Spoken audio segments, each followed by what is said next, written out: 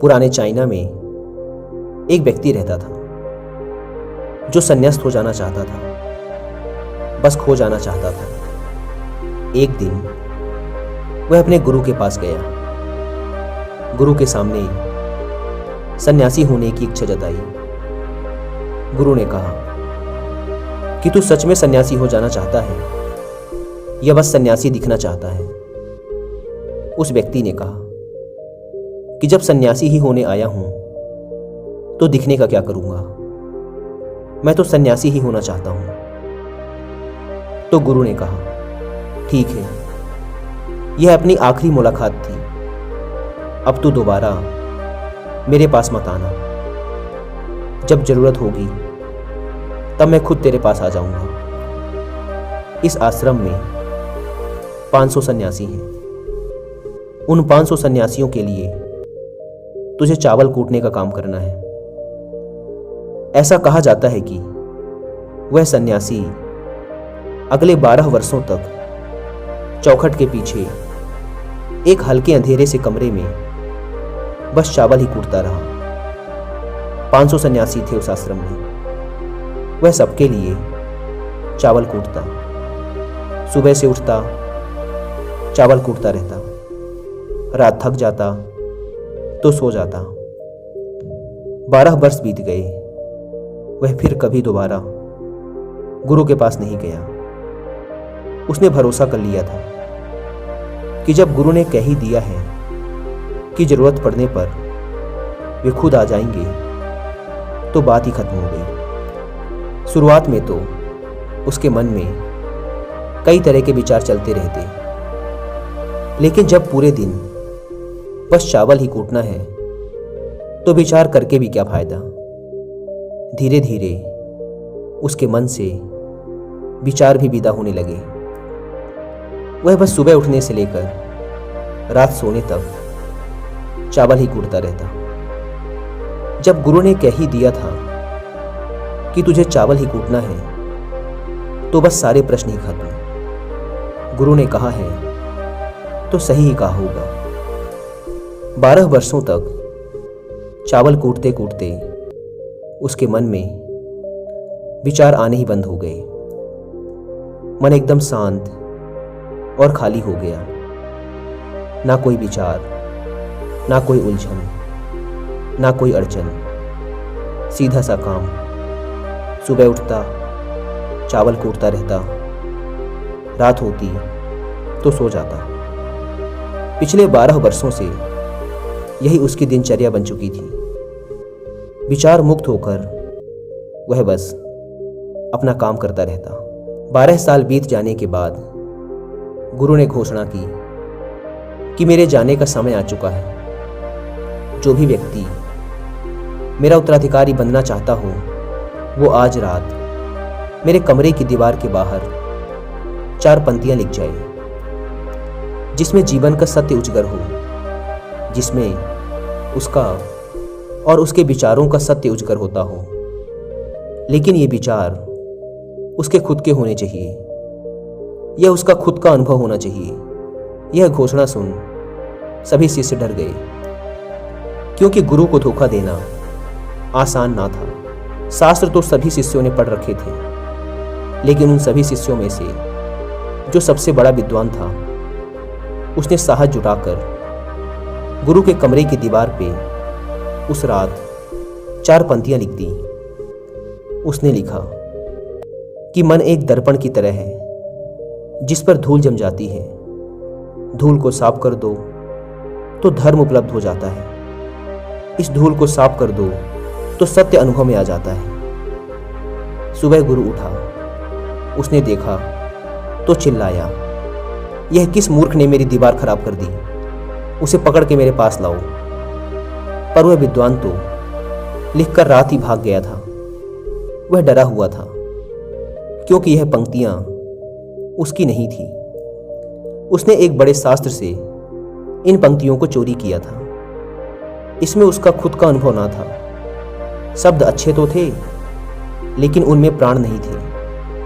वह जाते समय अपने आश्रम के मित्रों से कह गया था कि अगर सुबह गुरु कहें कि वाह क्या बात कही है तो मुझे खबर कर देना, लेकिन अगर गुरु पढ़कर क्रोधित हो जाएं तो मेरा पता मत बताना।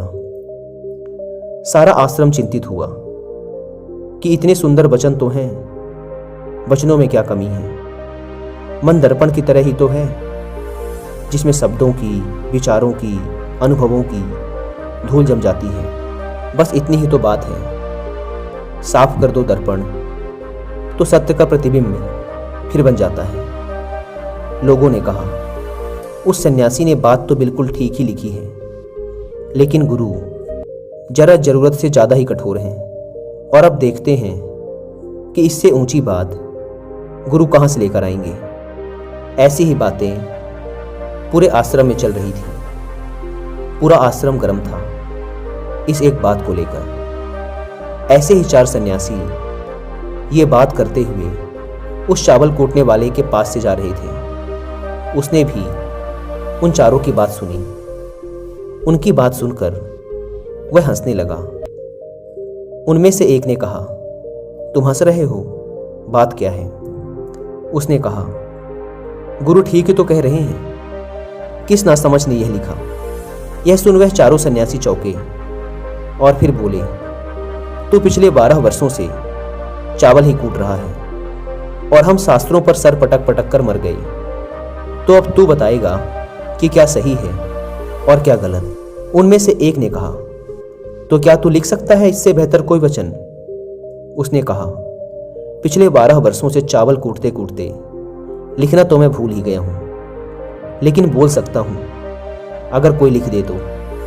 लेकिन एक बात याद रहे, उत्तराधिकारी बनने की मेरी कोई इच्छा नहीं है। अगर इस लिखने की वजह से मुझे उत्तराधिकारी बनना पड़े तो मैंने कान पकड़े, मुझे लिखवाना भी नहीं है। फिर उन चारों ने कहा, अरे तू बोल, हम लिख देते हैं। उसने लिखवाया। कहा, लिख दो जाकर। कैसा दर्पण कैसी धूल, ना कोई दर्पण ना कोई धूल, जो इसे जान लेता है धर्म को उपलब्ध हो जाता है, सत्य को उपलब्ध हो जाता है। आधी रात को गुरु उस चावल कूटने वाले के पास आए और कहा, अब तू यहां से भाग जा, वरना ये 500 तुझे मार डालेंगे। ये मेरा चोगा ले, तू मेरा उत्तराधिकारी बनना चाहे या ना बनना चाहे, इससे कोई फर्क नहीं पड़ता। तू मेरा उत्तराधिकारी है, मैंने तुझे ही अपना उत्तराधिकारी मान लिया। लेकिन अब तू इस आश्रम से भाग जा, क्योंकि ये तुझे जीने ना देंगे। ये सब बर्दाश्त नहीं कर पाएंगे कि एक चावल कूटने वाला सत्य को उपलब्ध हो गया, आत्मज्ञान को उपलब्ध हो गया, और ये शास्त्रों पर सर पीटते रह गए। इसलिए तू यहां से चला जा। विचार शून्यता के संदर्भ में एक बार गौतम बुद्ध ने भी अपने एक शिष्य मौलिकपुत्र से कहा था कि जिस दिन तुम्हारे दिमाग में विचार उठने बंद हो जाएंगे, उस दिन तुम सत्य का अनुभव करोगे, तुम खुद को, इस ब्रह्मांड को समझ पाओगे, और यही बुद्धत्व प्राप्ति का पहला कदम है। मन के विचारों को शांत करने का एक तरीका जो बौद्ध ग्रंथों में बताया गया है, वह है खुद के विचारों पर ध्यान देना। अंदर क्या चल रहा है, कैसे विचार उठ रहे हैं, इसका बड़े ही सावधानी से निरीक्षण करते रहना। पर इसका मतलब ये नहीं है कि हम अपने विचारों को दबाना, उन्हें रोकना शुरू कर दें। अगर आप ऐसा करेंगे तो विचारों के फैलाव की तीव्रता और बढ़ जाएगी। आपको बस अपने मन को देखना है। मन भटकेगा, बार बार भटकेगा, लेकिन जैसे ही आपको फिर याद आए कि आप विचारों का निरीक्षण कर रहे थे, आप तुरंत फिर से विचारों पर ध्यान देना शुरू कर दो। शुरुआत में आपको काफी परेशानी आएगी और मन बार बार भटकेगा भी, लेकिन कुछ दिनों बाद आप देखेंगे कि अब आप काफी लंबे समय तक अपने विचारों को ऑब्जर्व कर पा रहे हैं। हर तरह के अच्छे बुरे विचार मन में आ रहे हैं, जा रहे हैं, लेकिन आप विचारों के साथ कोई छेड़खानी नहीं कर रहे हैं। धीरे धीरे आपके मन में विचारों के उठने की तीव्रता कम होती चली जाएगी, और अगर आप इस प्रक्रिया में और गहरे होते चले जाते हैं तो आप पाएंगे कि आपके मन में विचार उठने ही बंद हो गए हैं। अब आप बीते हुए कल और आने वाले भविष्य की चिंता नहीं करते।